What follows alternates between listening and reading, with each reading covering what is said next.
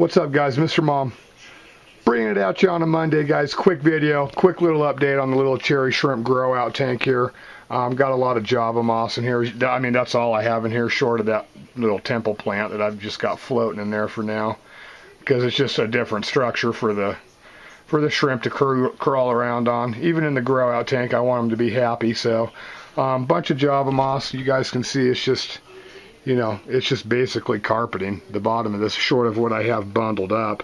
If I were to take those bundles out, which are baseball size bundles, if I take those out and tie them to rocks, this whole floor would just be carpeted with moss, but it's already pretty close to that now. But yeah, tons of shrimp. I'd say probably about 200 cherries in here.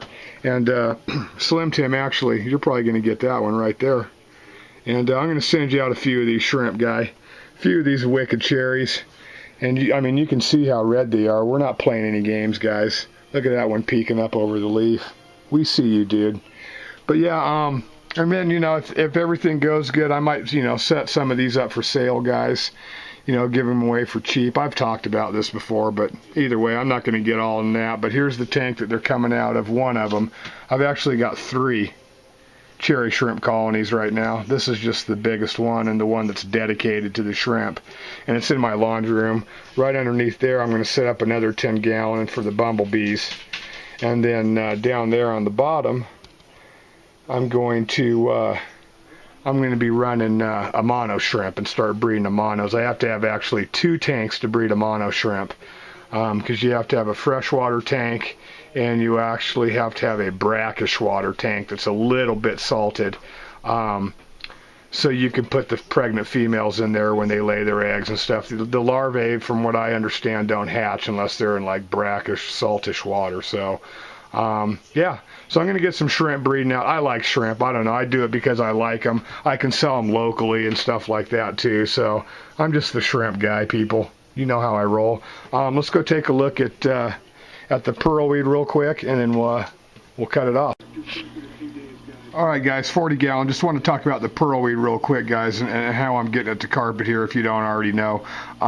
It's looking really good, for one. I mean, one thing that I wish I could do is like lay down on this thing and sleep, because, you know, it's like right, and it's so soft and just like cushiony planting. Stuff is a wicked plant, guys. Love the Pearlweed, but it is carpeting. This stuff, it's about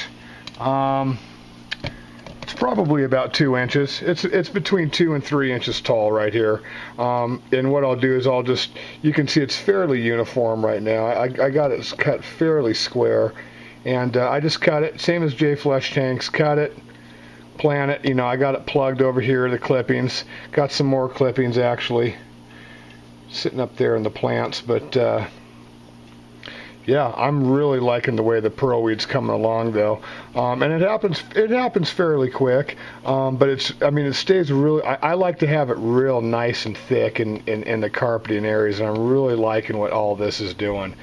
And I mean, just to kind of give you perspective of it, I tied it on 2 little rocks. There's like a rock right here, and then there's like a rock right back here.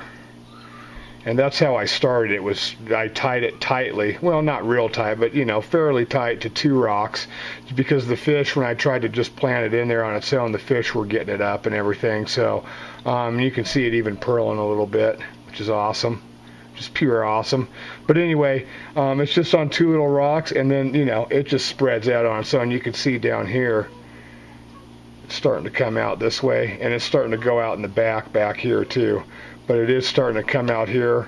I mean, you know, and I want it basically to fill in all this stuff here, all the way over here to this Riccia flutens rock, and just, you know, fill all this stuff in. So I plugged this area, just in hopes that would happen a little sooner. So yeah, really happy with the Pearlweed, guys. But if you are, you know, if you don't know how to do the Pearlweed, you know, everyone pretty much knows how. It's not rocket science, but that's how I did it. I just, you know, took a mound, a clump of it, short pieces, long pieces. It didn't really matter to me at that point. Tied it to those rocks, to the top of the rocks with fishing line. Buried the rest of the rock, you know, in the gravel, so just, you know, the tops that was tied with the plant was exposed. And yeah, let it rock. So that's what we're going to do, guys. Let it rock. That's all I got for you tonight. There's a quick lesson in pearlweed for Mr. Mom Tanks. Look at that guy right there. So that's it, J Fletch Tanks, Mr. Mom Tanks. You guys know what to do if you're interested, guys. Keep a lookout for those shrimp. Peace.